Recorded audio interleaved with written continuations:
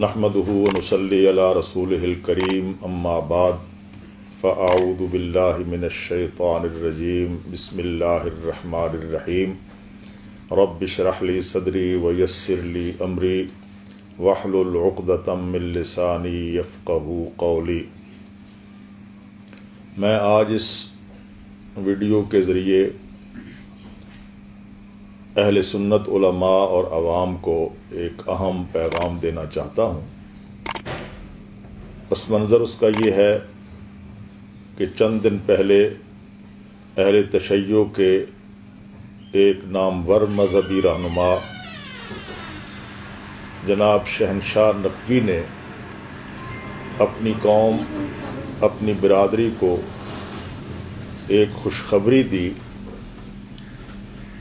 کہ وزیر اعظم پاکستان کے ذریعے اور اس حکومت کے ذریعے اہل تشیع کے لیے بہت بڑا کام ہو رہا ہے، اور اس کام کی نوعیت یہ ہے کہ عدالتی نظام اہل تشیع کے لیے فقہ جعفریہ اور شیعہ فقہ کے مطابق ہوگا۔ اس کے بعد علامہ سعید خان، جو وزیر اعظم عمران خان کے بہت قریب رہے ہیں،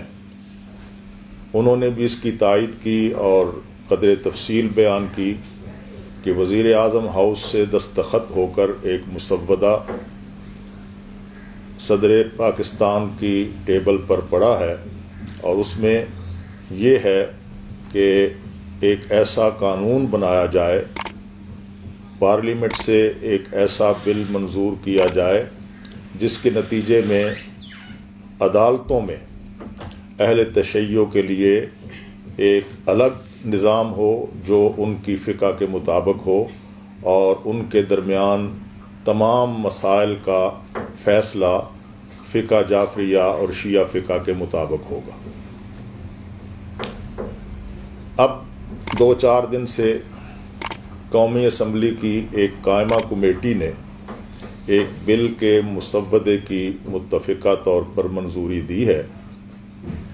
جس میں مسلم آئلی قوانین کے اندر ترمیم لائی جا رہی ہے،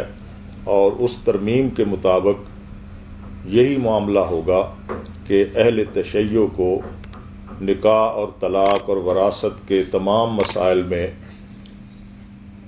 شیعہ فقہ کے مطابق اور فقہ جعفریہ کے مطابق فیصلے کروانے کا حق حاصل ہو جائے گا۔ اس پر اہل سنت میں کئی پہلوؤں پر غور کیا جا رہا ہے، اور ایک اضطراب اور بے چینی کی سی کیفیت ہے۔ میں اس اضطراب اور بے چینی کو ختم کرنا چاہتا ہوں۔ میرے نزدیک یہ ایک خوش آئند ہے، ہمیں اس کا خیر مقدم کرنا چاہیے، اس لیے کہ اس طرح اہل تشیع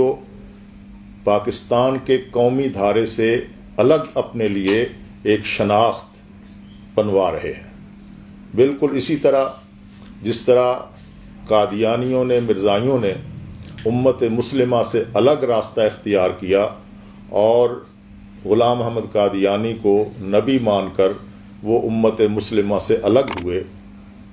قومی دھارا یہاں اہل سنت کا ہے، اور ایک بہت بڑی اکثریت یہاں فقہ حنفی پر عمل کرنے والی ہے۔ ان سے الگ اپنا فقہی تشخص اگر حاصل کرنا چاہتے ہیں اہل تشیع، تو ان کے سامنے کوئی رکاوٹ نہیں ہے، وہ یہ راستہ اختیار کر سکتے ہیں۔ لیکن یہ بات اپنی جگہ پہ مانی جائے گی کہ پوری دنیا میں یہ پریکٹس ہے کہ ایک پبلک لا ہوتا ہے، ایک پرسنل لا ہوتا ہے۔ پبلک لا عدالتوں میں اور تمام معاملات میں اس ملک کی اکثریت کی بنیاد پر ہوتا ہے، لیکن پرسنل لا کسی اقلیت کے لیے جو تھوڑی تعداد میں اس ملک میں رہتے ہوں، وہ اپنے لیے پرسنل لا تجویز کرواتے ہیں، اور ان کے فیصلے اس کے مطابق ہوتے ہیں۔ یہاں اگر اہل تشیع کے لیے عدالتوں میں ان کا پرسنل لا جو ہے وہ منظور کر لیا جاتا ہے، تو اس کے کچھ نتائج ہوں گے، اور وہ نتائج بھی ہم سب کو سامنے رکھنے چاہیے، اور ان کے مطابق ہم اسے خوش آئند قرار دیتے ہیں کہ ریاست کے لیے یہ ضروری ہوگا کہ قومی اسمبلی سے اس قانون کی منظوری یا اس قانون کی عملی تنفیذ سے پہلے یہاں رجسٹریشن کروائی جائے اہل سنت اور اہل تشیع کی بنیاد پر، اور قومی شناختی کارڈ میں باقاعدہ ایک خانہ تجویز کیا جائے جس میں یہ لکھا جائے کہ یہ شناختی کارڈ کا حامل شیعہ مذہب سے یا شیعہ مسلک سے یا شیعہ مکتبہ فکر سے تعلق رکھتا ہے، تاکہ وہ ریاست کو، عدالت کو اور قانون کو کوئی شخص جو ہے وہ دھوکہ نہ دے سکے۔ لیکن اس کے ساتھ ساتھ جب ہم یہ مطالبہ کریں گے کہ یہاں سنی اور شیعہ کی بنیاد پر مردم شماری کی جائے، اور قومی شناختی کارڈ میں اور تمام معاملات میں اہل تشیع کے لیے الگ شناخت اور الگ تشخص دیا جائے، تو اس کے نتیجے میں ایک بات اور بھی ہوگی، اور ہم یہ مطالبہ کریں گے اور ہم مطالبہ کرنے میں حق بجانب ہوں گے۔ اہل سنت اس مطالبے کو پوری شدت کے ساتھ ریاست کے سامنے رکھیں گے کہ جب مردم شماری ہو جائے اور اس میں شیعہ کی تعداد پورے ملک میں کتنی ہے وہ سامنے آ جائے، تو پھر ملازمتوں میں بھی، تعلیمی اداروں میں بھی اور دوسرے اداروں میں بھی ان کو ان کی تعداد کے مطابق نمائندگی دی جائے، ان کا کوٹا مختص کیا جائے، اور وہ کوٹا اس بنیاد پر ہو کہ اس ملک میں ان کی تعداد کیا ہے۔ میں سمجھتا ہوں کہ اگر اہل تشیع نے اپنے لیے یہ راستہ اختیار کیا ہے تو یہ راستہ بہت کٹھن ہے، یہ کانٹوں پر چلنے کے مترادف ہے، اور اس سے اہل سنت کو کوئی نقصان نہیں ہوگا بلکہ اہل تشیع کو نقصان ہوگا۔ وہ جو کسی نے کہا ہے کہ الجھا ہے پاؤں یار کا زلف دراز میں، لو آپ اپنے دام میں صیاد آ گیا۔ ہم یہ کہتے تھے اور کہتے آ رہے ہیں کہ اس ملک میں اہل تشیع کی تعداد بہت کم ہے، اور انہیں وہ حق نہیں دیا جانا چاہیے جو کسی ملک کی اکثریت کو دیا جاتا ہے، اور کسی اقلیت کو یہ حق بھی نہیں ہے کہ وہ اکثریت کے بازاروں میں، اکثریت کی گلیوں میں، اکثریت کے تمام اداروں میں ایسے الفاظ اور ایسے عقائد کا اظہار کریں جس سے اکثریت کی دل آزاری ہوتی ہو۔ میں سمجھتا ہوں کہ ہم جو مطالبہ پہلے سے کرتے چلے آ رہے تھے، اہل تشیع کے لیے اگر الگ عدالتی نظام منظور کر دیا جاتا ہے تو ہمارے اس مطالبے کی اور ہمارے ان خدشات کی تائید ہوگی، اور اہل تشیع کے لیے یہ معاملہ بہت ہی گویا میں یہ سمجھتا ہوں کہ اہل تشیع خود اپنے پاؤں پر کلہاڑی مار رہے ہیں اور اپنے لیے نقصان کا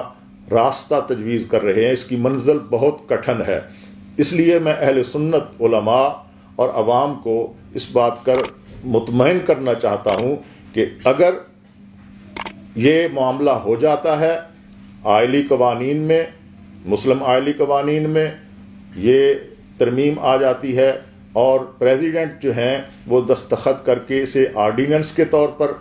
جاری کر دیتے ہیں اور پھر قانون بھی بنایا جاتا ہے، تو اس سے اہل سنت کو کوئی نقصان نہیں ہوگا، بلکہ اہل سنت اس ملک میں 70 برس سے جو مطالبہ کرتے چلے آ رہے ہیں کہ اقلیت کو اس کے اپنی عبادت گاہوں میں، اپنے اداروں میں اپنی عبادت کے لیے محدود کیا جائے، اور گلیوں اور سڑکوں پر نکل کر وہ اکثریت کے جذبات کو ٹھیس پہنچائیں، اس کی انہیں اجازت نہیں ہونی چاہیے۔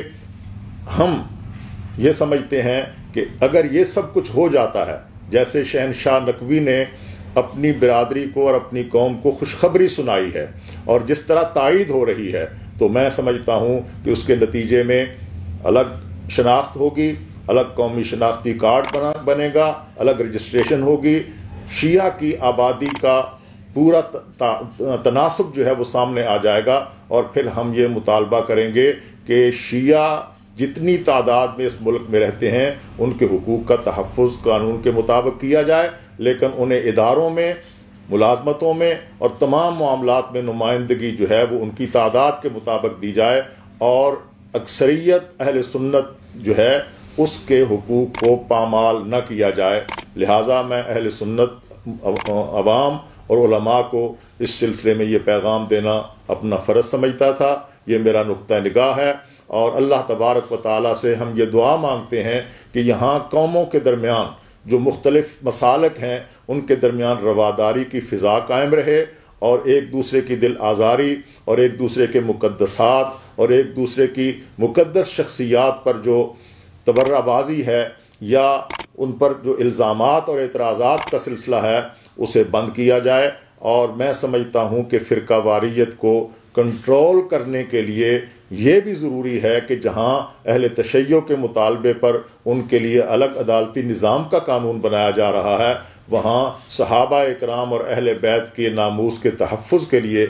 علیہم الرضوان تحفظ کے لیے ایسا قانون بنایا جائے کہ کسی کو صحابہ اکرام پر اور اہل بیت پر کسی قسم کی تنقید کرنے اور ان پر کسی قسم کا کیچڑ اچھالنے کی جرأت نہ ہو سکے، اور قانون جو ہے اس کی گرفت کر سکے۔ ہم اللہ تبارک و تعالیٰ سے دعا کرتے ہیں کہ اللہ ہمیں تمام معاملات میں ایک وسیع تر جو قومی مفاد ہے اس میں اپنے سوچوں کو اور اپنی آراء کو مرتب کرنے کی توفیق عطا فرمائے، اور ہمیں اس ملک میں صحابہ اکرام اور اہل بیت اور سرور دو عالم صلی اللہ علیہ وسلم کی عزت و ناموس کا جو قانون ہے جو بننا چاہیے، اس قانون کے لیے اپنی پرامن جد و جہد جاری رکھنے کی توفیق عطا فرمائے۔ وما علینا الا البلاغ۔